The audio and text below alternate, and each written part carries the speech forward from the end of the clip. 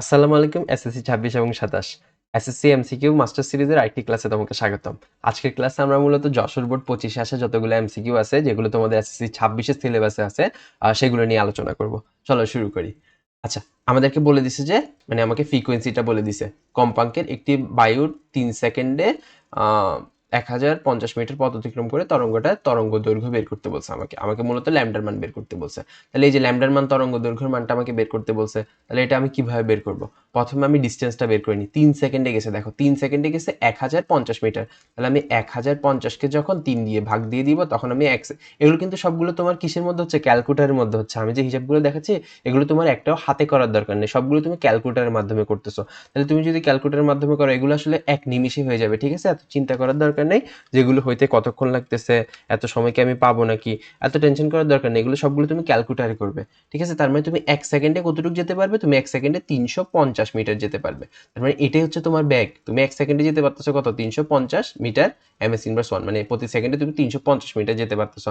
যদি এটাই তোমার বেগ হয় তাহলে হচ্ছে আমরা তো সবাই জানি v is equals to f lambda. তাহলে আমি যদি ল্যামডার মানটা বের করতে চাই তাহলে ল্যামডা ইজ ইকুয়ালস টু কি হবে? v divided by f। ফ্রিকোয়েন্সির মান তো দেওয়া আছে, তার মানে 350 ডিভাইডেড বাই 150। তাহলে 150 350 ডিভাইড বাই 150 2.33। আমাদের এটার আনসার আসলো কত? 2.33। তাহলে এই যে আমাদের 3 হবে কারেক্ট আনসার।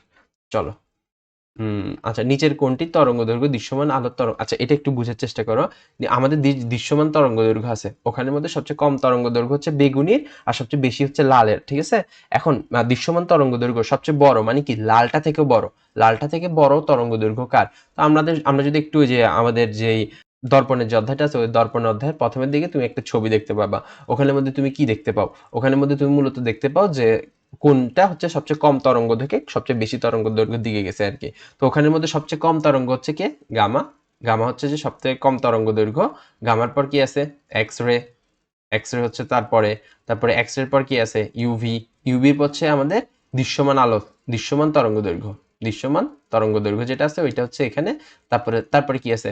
ইনফ্রারেড আছে। তারপরে হচ্ছে যে আমার মাইক্রোওয়েভের আছে, এবং তারপর হচ্ছে যে বেতার তরঙ্গ। বেতার তরঙ্গ, ঠিক আছে?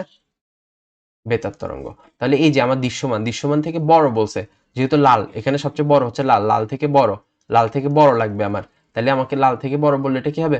অবভিয়াসলি মাইক্রোওয়েভ হবে, কারণ গামাটা ছোট, এক্স রেটাও ছোট, ইউভিটাও ছোট। তার মানে আমার এখানে কি বলছে? এই যে মাইক্রোওয়েভ, মাইক্রোওয়েভটা হচ্ছে যে বড়। তাহলে চলো, 4 হবে আমাদের কারেক্ট অ্যান্সার। চলো, আচ্ছা, লক্ষ্যবস্তু প্রধান ফোকাস এবং বক্রতার কেন্দ্রের মাঝে রাখলে অবতল দর্পণে সৃষ্ট প্রতিবিম্বটা কেমন হবে? তো আমরা সবাই জানি একটা যদি আমরা অবতল দর্পণ এঁকে ফেলি, এটা যদি ফোকাস হয়, এটা যদি হচ্ছে বক্রতার কেন্দ্র হয়, মানে এটা সি, এটা হচ্ছে ফোকাস। এবং ফোকাস এবং বক্রতার কেন্দ্রে যদি আমরা রাখি জিনিসটা, তো আমরা সবাই রুল অফ 6 জানি। 1 2 3 4 5 দেন 6। তাহলে এই যে এটা যদি আমি এই জায়গায় 4 এ রাখি তাহলে ওইটার আমার প্রতিবিম্বটা কোথায় আসবে? এটা যদি আমি 4 এ রাখি আমার প্রতিবিম্বটা আসবে কিসে? 2 তে, কারণ 4 প্লাস 2 ইজ ইকুয়ালস টু 6। এটা রুল অফ 6 মানবে। অবতল দর্পণ তো সবসময় কি মানে? রুল অফ 6 মানে। তাহলে এটা যদি মানে তাহলে আমার এখানের মধ্যে কি হবে? 2 আসবে, মানে আকারে লক্ষ্যবস্তু অপেক্ষা বড় হবে। অবশ্যই যেহেতু এটা 2 এ উৎপাদিত হবে তাহলে এটা কি হবে? লক্ষ্যবস্তু অপেক্ষায় আকারে খুবই বড় হবে। তার মানে আমার একটা হচ্ছে কারেক্ট কথা। আচ্ছা, তারপর বলছে পর্দায় গঠন করা যাবে। হ্যাঁ, পর্দায় অবশ্যই গঠন করা যাবে, যেহেতু এটা একটা বাস্তব বিম্ব। বাস্তব বিম্ব মানে কি? এই যে আমরা যদি একটু দেখি এখান থেকে, যদি এখানে মানে একটা বস্তু এই জায়গার মধ্যে আছে আর আমার চোখটা হচ্ছে এখানে, তাহলে আমি আমি আমার এটা যদি আমার চোখ হয় তাহলে হচ্ছে যে তুমি দেখতেছো এই বস্তুটা এখানে আছে, কিন্তু এটা আসতেছে কেমন ভাবে? এটা এখান থেকে মনে হবে যে এখান থেকে আসতেছে। তাহলে এই যে বস্তুটা আছে এই বস্তুটাকে আমরা কি বলি? অবাস্তব। কিন্তু এখানে যে জিনিসটা আছে এটা তো আমার বাস্তবে মিলবে, ঠিক আছে? এই যে এখান থেকে গিয়ে ফোকাস দিয়ে চলে যাবে এবং ফোকাস থেকে গিয়ে এখান দিয়ে চলে যাবে, এবং এটা কি বাস্তবে এই জায়গার মধ্যে মিলে যাবে। তাহলে আমার এটা কি হবে? পর্দায় গঠন করা অবশ্যই যাবে। এবং উল্টা হবে অবভিয়াসলি, এই যে এটা উল্টা হলো না, মাথাটা নিচের দিকে চলে গেল না, উল্টা হবে। তার মানে আমার আনসারটা হবে তিনটাই। তাহলে চলো, আচ্ছা, যেকোনো চার্জের জন্য তড়িৎ ক্ষেত্র তৈরি করে এবং তড়িৎ ক্ষেত্রের সূত্রটা আমাকে জানতে চাইছে। তাহলে তড়িৎ ক্ষেত্রের সূত্র কি? E is equals to K U divided by R square. এটা আমরা সবাই জানি, পাওয়া হচ্ছে এটার আনসার। আচ্ছা আসো, 1 টেরামিটার, এই যে এইটা খুবই গুরুত্বপূর্ণ ভাইয়া, খুবই গুরুত্বপূর্ণ। এসএসসিতে এই জায়গা থেকে তোমাদের একটা এমসিকিউ ফর শিওর থাকবে। তোমরা প্রথম অধ্যায়ের যেই ছকটা আছে, সামনের দিকে যে ছকটা আছে, ওই যে এই যে টেরা, গিগা, হ্যাঁ, পেটা, এই যে এগুলো লিখে থাকে, এটা পুরোটা মুখস্থ করে ফেলবে। এখান থেকে যেই কোনো বোর্ডে যে কোনো একটা এমসিকিউ চলে আসবে, একদম শিওর, ফর শিওর। ঠিক আছে? তাহলে এই যে টেরা টেরা যদি আমরা থাকি, যে আমরা আমরা সবাই তো জানি, আমরা হচ্ছে যে সবাই তো এমবি টেমবি চালাই, তাহলে এটাকে ওই যে টিবি বলা হয় আর কি, টেরাবাইট। আমরা সবাই তো ওই যে কিলোবাইট, কেবি, তারপর হচ্ছে এমবি। ঠিক আছে? এখন তো এমবির আর যুগ নেই, আমরা তো কেবি এমবি যুগ ফেলে আসছি। এখন তো জিবিতে চলে না, আমরা সবাই ওয়াইফাই ইউজ করি, ব্যান্ডউইথটা জিবিতে চলে। ঠিক আছে? জিবির পরবর্তীতে আছে, ঠিক আছে, জিবির পরে হচ্ছে যে এরকম টিবি থাকে। তো এই টেরাবাইটটা হচ্ছে যে 10^12, এটা হচ্ছে 10^12। তাহলে আমার আনসারটা হবে যে 3। ঠিক আছে? চলো, ত্বরণের একক কোনটা? এটা তো একদম মুখস্থ, এম এস ইনভার্স 2। ঠিক আছে? এই যে প্রথমটা হচ্ছে আমার আনসার, এখানে দাগ দিয়ে নেবে ভাইয়া, যদিও এম এস ইনভার্স 2 হবে আমাদের প্রথমটা আনসার আর কি। আচ্ছা চলো, এবার হচ্ছে যে 144 কিলোমিটার/আওয়ার বেগে একটা বলকে খাড়া উপরের দিকে ছোড়া হলে বলটা কত উপরে উঠবে? এখন বলটা কত উপরে উঠবে, এটার জন্য একটা শর্টকাট টেকনিক আছে। এমসিকিউটা আমরা সলভ করার জন্য বড় সূত্র ব্যবহার করবো না, shortcut technique. H is equals two কি, v² / 2g। এখন আমার ভি স্কোয়ারটা যেটা আছে, এটা কিন্তু কিলোমিটার/আওয়ারে। কিলোমিটার/আওয়ার থেকে আমি যখন মিটার/আওয়ারে নিয়ে যাব, তখন কি করব, জাস্ট 144, যেটা মানে যেটা দেওয়া থাকবে ওইটা ডিভাইড বাই 3.6। 3.6 দিয়ে যখন আমি ভাগ করে দিব এটাকে, তখন আমার এটা কিসে চলে আসবে, এম এস ইনভার্স 1-এ চলে আসবে। তাহলে 144 ডিভাইড বাই 3.6 দিলে আসে কত, 40। তার মানে আমার এটার আনসার কত আসবে, 40² ডিভাইডেড বাই 2 ইন্টু জি হচ্ছে কত, 9.8। তাহলে আমার এটার আনসারটা আসবে যে 40 ডিভাইড বাই 81.63। আচ্ছা, এখানে একটা স্কোয়ার হবে, এটা তো আমরা ভি স্কোয়ারে দিছি, তাহলে 81.63। আমার আনসারটা হচ্ছে 3 হবে, তাই কারেক্ট আনসার।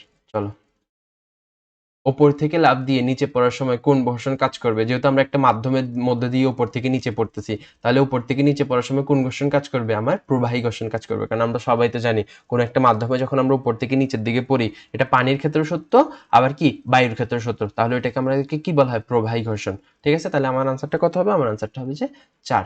ঠিক আছে? কারণ হচ্ছে যে প্রবাহী ঘর্ষণ তো আমরা সবাই চিনি, কারণ প্রবাহী ঘর্ষণের ক্ষেত্রে কি হয়, প্রবাহী ঘর্ষণের ক্ষেত্রে আমরা কোনো একটা মাধ্যমের ভেতর থেকে ধীরে ধীরে পড়তে থাকি আর কি, উপর থেকে নিচে। এটা বায়ু হতে পারে, এটা হচ্ছে যে পানি হতে পারে, সবকিছু। আমরা সাঁতারও কিন্তু কাটতে পারি, এই প্রবাহী ঘর্ষণের জন্য আমরা কিন্তু সাঁতারও কাটতে পারি। ঠিক আছে?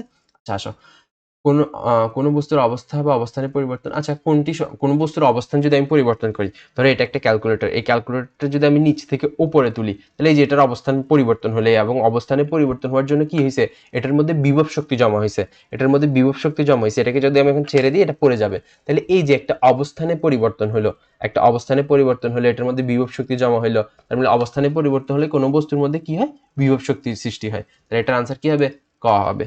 চলো, একটি 50 কেজি ভরের 10 এমএস ইনভার্স 1 বেগে চলছে আচ্ছা, বল প্রয়োগ করে আমাকে 20 করা হলো। আচ্ছা, কত, এটা কি পরিমাণ কাজ হবে? তো এখন এটা যদি করতে যাও, তুমি একটু দেখো কি পরিমাণ কাজ হবে। তাহলে ডাব্লিউ আমরা কি জানি, এফ এস। এখন এই এফটা তো আমার দেওয়া নেই, এফটা আমাকে বের করে নিতে হবে। এখন এফটা যদি আমি বের করতে চাই, এফ ইকুয়াল টু আবার কি, এম এ। এখন এমটা দেওয়া আছে, যদি আমার এখানে 50 কেজি, এই যে এটা হচ্ছে এম 50 কেজি, কিন্তু আমার এটা দেওয়া নেই, তাহলে এটা বের করতে হবে। তাহলে এটা কি দেওয়া আছে, এটা হচ্ছে ইউ দেওয়া, আর এটা কি দেওয়া, এটা হচ্ছে ভি দেওয়া, এবং আমাকে সময়টাও দিয়ে দিছে। তো আমরা তো সবাই জানি টি দেওয়া এটা। তাহলে আমরা কি জানি, আবার আমাকে এ বের করতে হবে, A is equals to V minus U divide by T. তাহলে এটা যদি আমরা করে ফেলি, তাহলে ওই যে 20 মাইনাস 10 ডিভাইড বাই কত হবে, 5। তাহলে উপরে আসতেছে 10, নিচে আসতেছে 5, তার মানে 2 এমএস ইনভার্স 1। ঠিক আছে? 2 এমএস ইনভার্স 1। তাহলে এখানে যদি আমরা 2 বসাই দিই, 50 কেজি যে আমাদের এখানে বলা ছিল 50 কেজি, 50 গুণ 2 কত হবে, এফ এর মানটা আসতেছে 100। তার মানে হচ্ছে এফ কি, 100 নিউটন।